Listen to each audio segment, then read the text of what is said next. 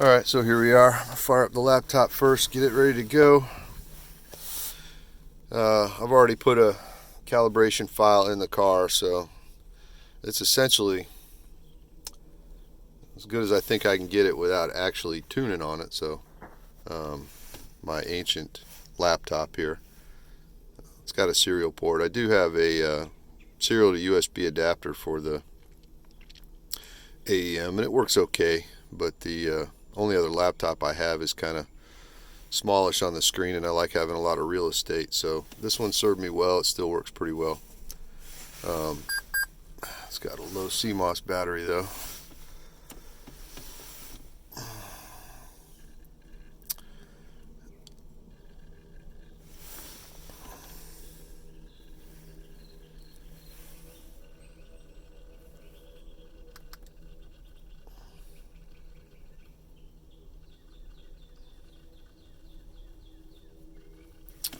Alright, I'll go ahead and turn on the key,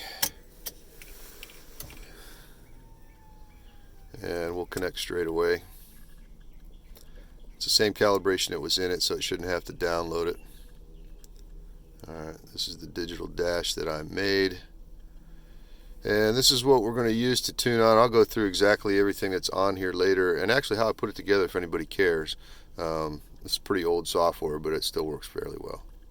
So before I do anything else, I'm going to go ahead and start a log, and that way whatever happens here during startup I'll be able to capture. Now I think it'll start just fine, but it's probably going to idle super rich, I would think. I got to check the fuel pressure here in a second, so you know what, anything could happen, but it's in neutral. Emergency brake is on, so I'm going to fire it up, see if it starts, and then I'm going to immediately jump under the engine bay and see if we got any major leaks. So here goes.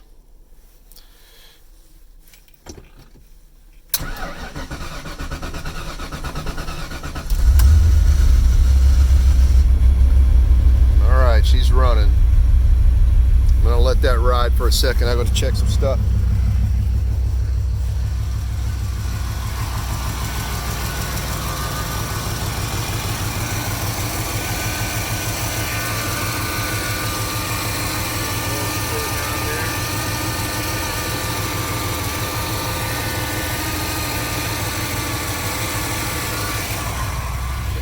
Pressure, I forgot to look at that real quick.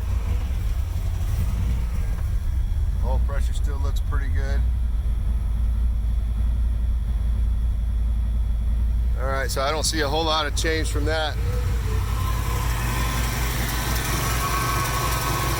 Belt looks like it's staying on okay. Not seeing a lot of problems there.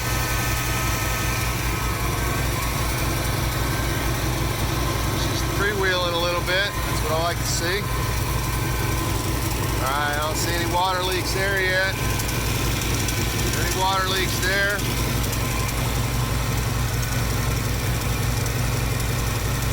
I think I might be able to feel just a little bit of air coming out by the compressor. I might have to tighten that down a little, to be expected.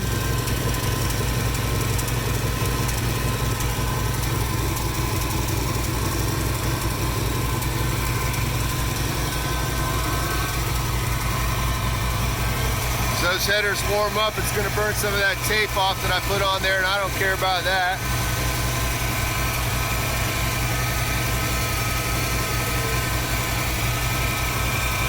Alright.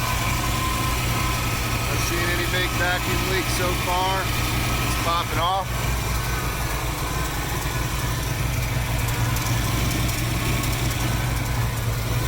Alright, we're going to let it idle for a second. Now I want to take a look at what's going on over here. Alright, so now I'm starting to see where my idle range is, and it looks like it's going to be right in the, well, idling right now at around 1250, and that's okay. It might be that the idle motor isn't letting it go any lower than that, and that's fine. We'll look at it in a second. What I'm doing is logging data right now. Let's see, injector duty's 3.9. That's, I wish that was in percent. That's really what I needed to see. I might have to look and see. Running pretty rich, about in the 11s and 12s, and that's referenced here by the right and left bank. There's a little bit of difference, different O2 sensors. O2 feedback is not active right now, but it will be active as soon as the temperature heats up to about 120 degrees, which is where I got it. So right now my water temperature is only showing about 73 degrees. Ooh, that sounds a little lumpy. I like it. Not sure my water temperature, yeah, it's starting to creep up there a little bit. But I probably don't have enough water in it to get up to a good temperature. So I'll tell you what, now that I've done the leak check, I'm gonna shut things down and take what I get for this and fill it up with coolant before we go any further. So good first check, Roger.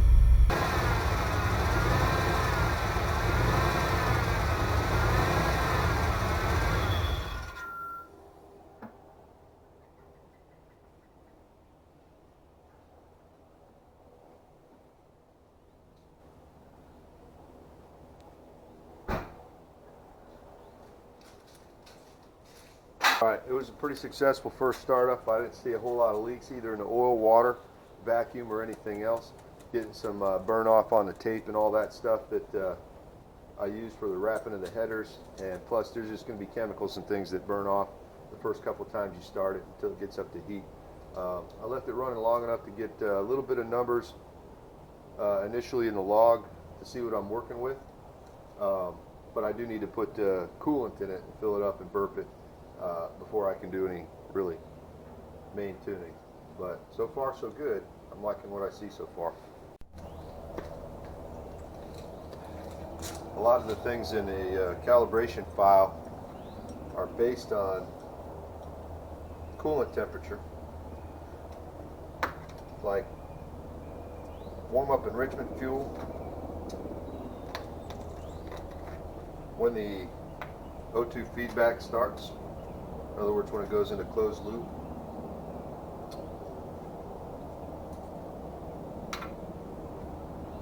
So making sure that the car has a good temperature sensor and it's got the right amount of fluids in there, there's not a lot of air trapped in the system, is really important or the thing just won't run right. So Fords are notorious for getting air pockets in the heads and everything when you fill them up. There's a couple different ways you can burp the system. I found that it usually just fill it up, let it idle for a while until the thermostat opens. That is necessary until it won't take anymore. Works pretty well, but we'll see. If I've got air in it, I might have to just jack up the front end a little bit to get those air bubbles to the front, but we'll see.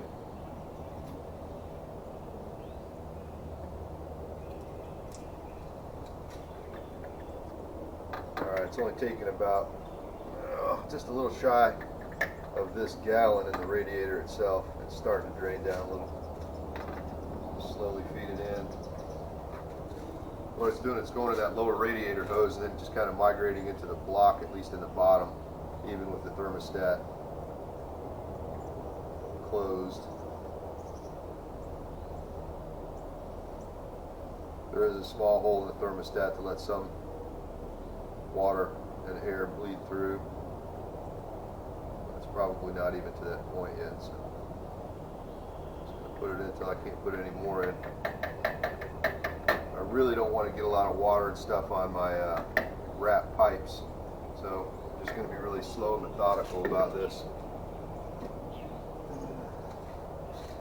Usually I'll just leave this open with the hose here and watch it while I'm running, and when the fluid starts to burp and gurgle and stuff, I know that the thermostat's letting it into the engine, and the level will drop, and then I'll just top it back up.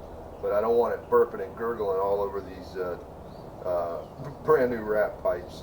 So I think what I'm going to do is close this up.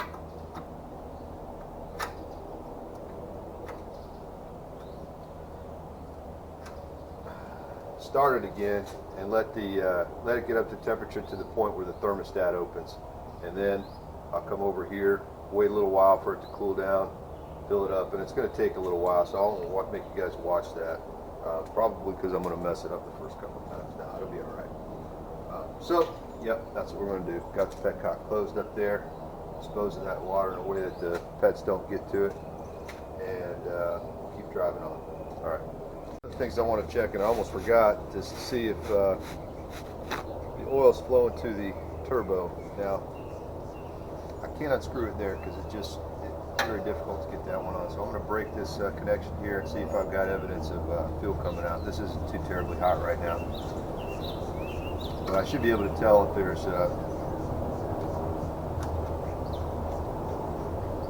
oil on this line.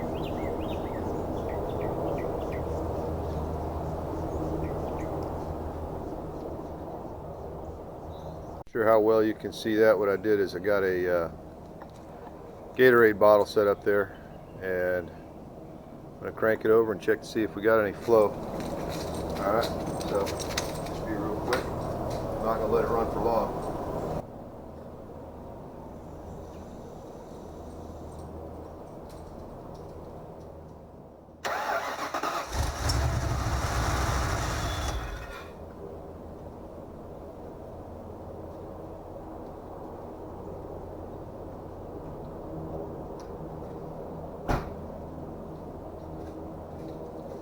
That was long enough. I don't know if you saw that, but it shot out pretty good. So we got oil to the turbo. That'll be good. All right.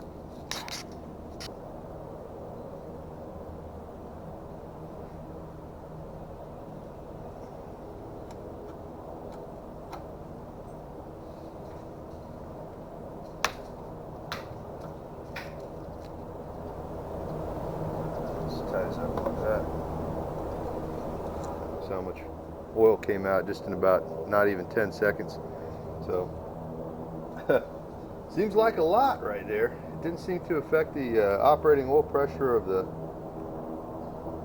car on the gauge much. Maybe a few psi. We'll keep an eye on that, but that's quite a good volume of oil going through there. So I don't know. Not sure if that's normal or not. All right, I'm going to let it run for a little while and check my temperatures and pressures and things of that nature. Keep a close eye on here, make sure none of that tape or anything starts like a massive fire. I want to let some of that stuff get up to operating temperature to see if I'm going to have any issues. While I'm doing that, I'll be logging the data to see how the air temps come up and the coolant temps come up. And I'd like to get it to the point where the oxygen sensor goes into closed loop just to see what it's having to do. And I also need to check that fuel pressure. That's one thing I forgot to do. So I'm going to do that while it's at idle and just see what we got.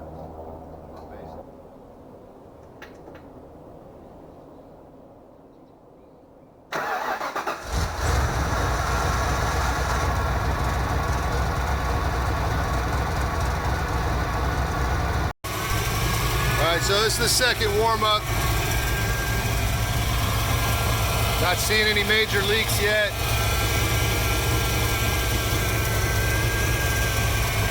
Got some smoke over here.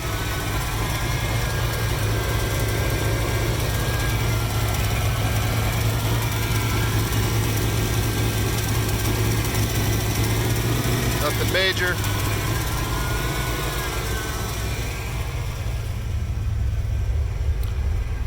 Back in here, see how our temps are coming. Idle a little high. I think I missed most of the stuff that I wanted to talk about when I started it up, and so I'll do it again. I'm really just waiting for the water temperature to come up and the thermostat to open, and that way I can finish topping off the coolant. Air temps hanging around 122. That's pretty typical of what it was before once it was up and running. The idle vacuum is sitting right around 7 or so. I'll be able to check that closer when I see the log. So my actual idle cells are going to be in this area. I can follow it. Let me put that on real quick.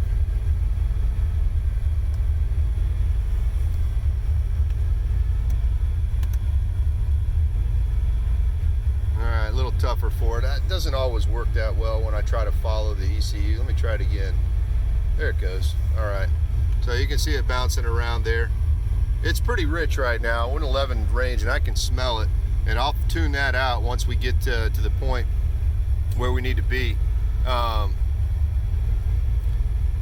want to check the fuel pressure real quick and see what it's doing at idle.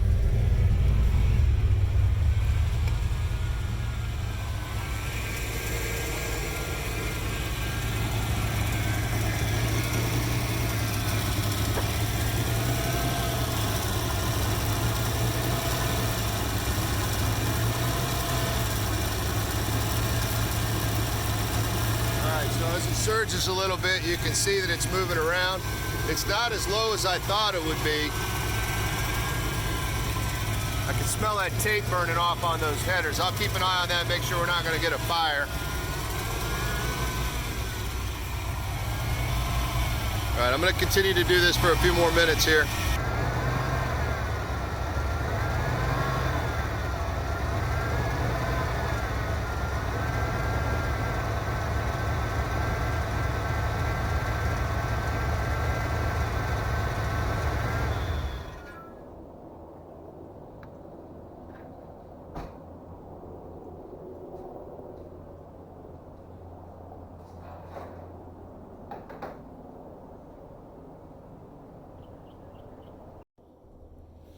All right, at this point, I think what I'm going to do is let it cool down a little bit, and I need to give one last bolt check to all the exhaust components. Headers are going to be tight, I know that. I don't want to try to torque those down anymore. Also want to double check for any oil leaks, especially around that filter. Oil level itself I might check, and I'm quite sure that it's not full of coolant yet either. But I was getting a lot of burn off from that tape and stuff, and so I didn't want to let it run any longer in case some of it actually decided to catch on fire. There's like nothing down there that would hurt it, but just metal and headers and junk, but it's bad for the gaskets and whatnot, so any plastic components. I'll probably go ahead and wrap that oil line with some heat wrap, because it does come in contact with the crossover pipe. And even though it's metal jacketed, it's got a rubber inner liner, and eventually that's going to melt and burn through, and then I won't have any oil to the turbo. So that's going to be something on the to-do list pretty much right away. Hard to tell if I'm getting any other exhaust leaks. That'll be something that'll have to wait. But for right now, everything's so far looking pretty good. No major issues at this point that's going to stop me from continuing. All right, success. All right, so I just got back from a test drive, and I'm going to take a look at the log. I know this is not the ideal way to video this, but car ran pretty good. Got on it a couple times just to see what's going to happen. This is one from earlier. Let me close it out.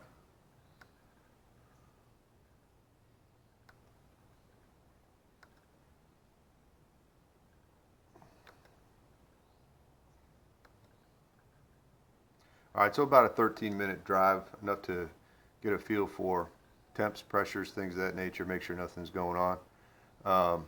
The way I have this basic log set up is I've just got, all right, I had to plug in my battery there. Every time I want to do something, something prevents me from doing it. All right, if you can't see these logs very well, I'll make another video. But essentially, the way I set up these, I've just got engine speed on the top block, engine load on the second block, and oxygen on the third block, or O2. It's just a one oxygen sensor. And then I'll add or subtract the parameters that I want to see as necessary. I have lots over here. Really what I want to zoom in on is this area right here, because this is one of the areas where I got a little bit of throttle on it. Dog's in here. She's fine, honey. I'm going to zoom in right in this block here, and you can see by the load that I'm well into the boost area. Looks to me like it's capping out right about 5, maybe 6 psi, which is fine. Let's see if I put the line here. That was first, second, third right there. So right there before I let off on the gas, 4,800 RPM and about 5.5 pounds of boost. Not bad.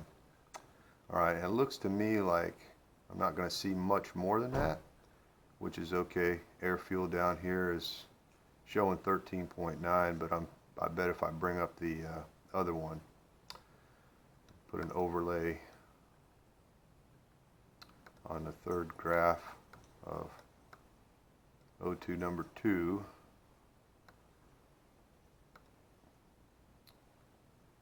Ooh, now that's funny. The second oxygen sensor, oh, a little bit less delay there. Let's back up just a little. Wow, alright, so looks like we're a little bit lean on the number 2 bank, which is interesting. I might have to check to see I'm not getting a misfire there. If I'm getting a misfire, that'll show up as a lean condition. Duty cycle for the injectors is sitting around 63, which is fine for right now. And I'll have to take a look and see what's causing that lean condition right there. Let me zoom in here just a little bit more. I'll spread things out. Yeah, now the second O2 number 2 is the driver side bank, and that one looks like it's running a good bit leaner than the rest. This is the way the load is working. I'm going to put throttle on here too, just so we can see it, and I think you'll see that it's not even full throttle.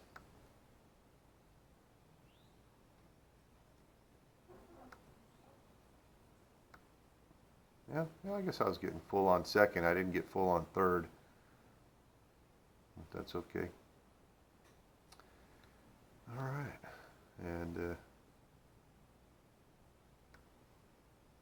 yeah, just tickled 5,000 in second, maybe 5,300 in first, and then yeah, the boost levels off right around 5.7, 5.8. Right in there with the wastegate settings I've got right now, which is basically on the spring. There's only 10% wastegate duty at this point. So we're going to have to take a look and see what the, looks to me like both of these banks are a little on the lean side when under boost. So we're going to have to add some more fuel there. 15.3, 16.8, yeah, can't have that. So what's funny is that, let's see, I wonder if the feedback is coming into play. I'll overlay that on the first one. Put 1 and 2.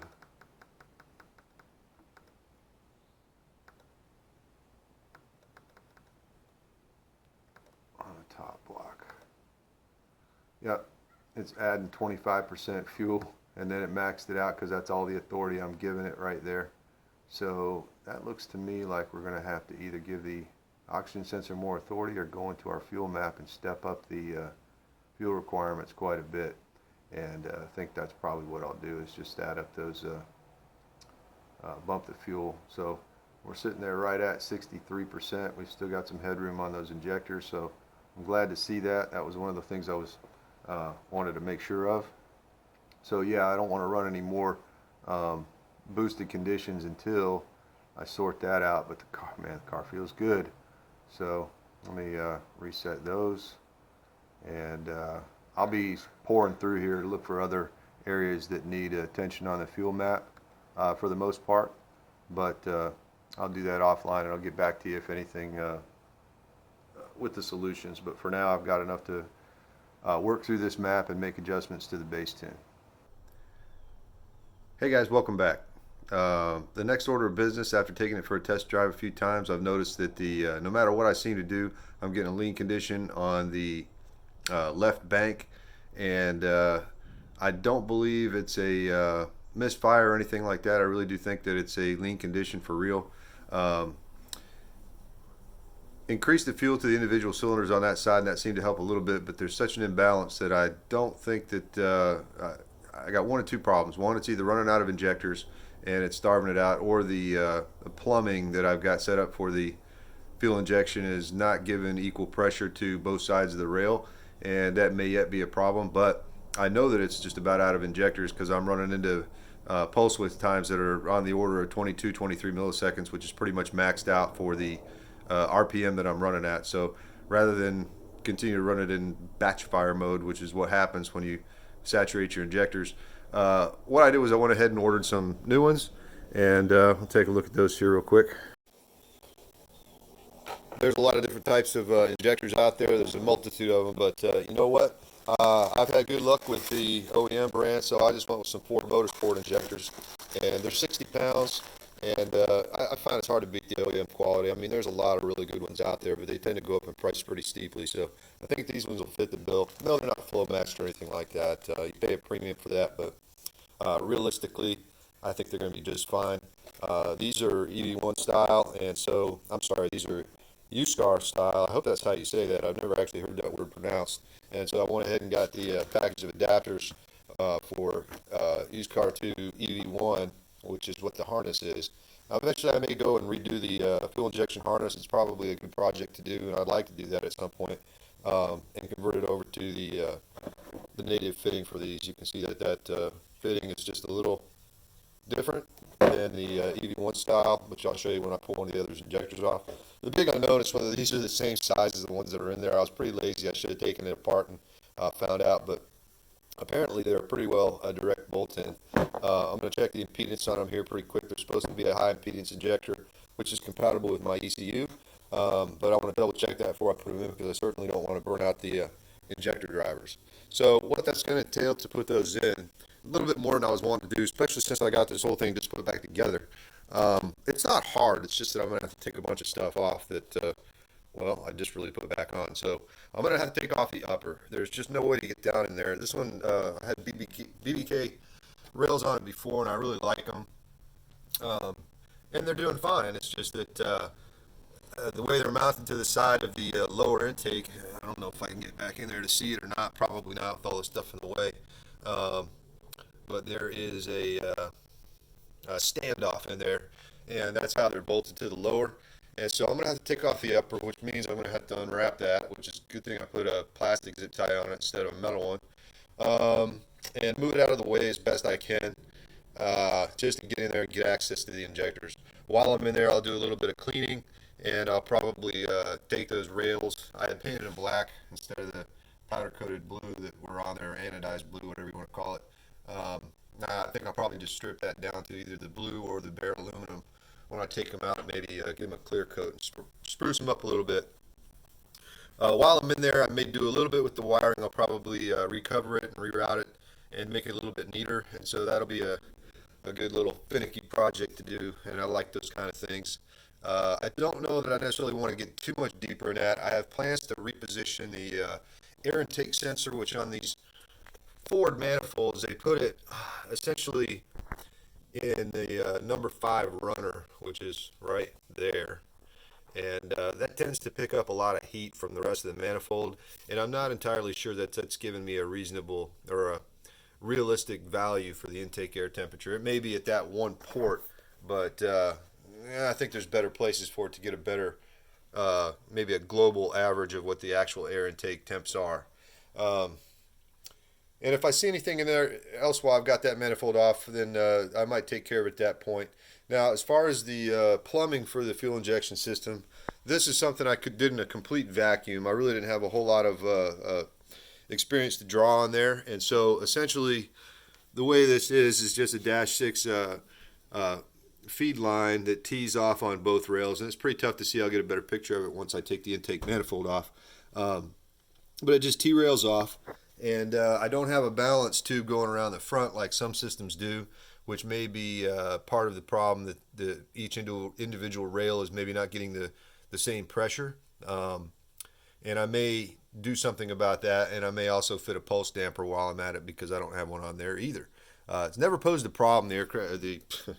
The cars always run pretty good, steady fuel pressure, and reasonable O2 values from bank to bank. But we're going to do the injectors first, and then if I still encounter problems with the oxygen readings or the air fuel readings from bank to bank, I may do some fuel work. And I'll tell you, this is a problem that I've had since I redid this car the first time, is that the fuel tank itself, I refurbished it, and there's no point in really looking under there. It's got an upgraded in-tank pump, but for whatever reason, one of the gaskets on the top of the tank is leaking, and if I fill the tank up all the way, it creates a pretty good fuel leak. So I'm usually pretty careful not to overfill it, but this last time I overfilled it, now my garage stinks like gas and it's a fire hazard and all the rest. So that may be a problem I address in the future. If I continue to still have problems with the, if I have problems with fuel pressure, then that's going to be one of the things I look at, is going in there and redoing the tank and pump systems and the lines themselves to see if I can't remedy that. But overall, it's running really well. It's just that I'm limited to about 5 pounds of boost right now because I'm running out of injector, period.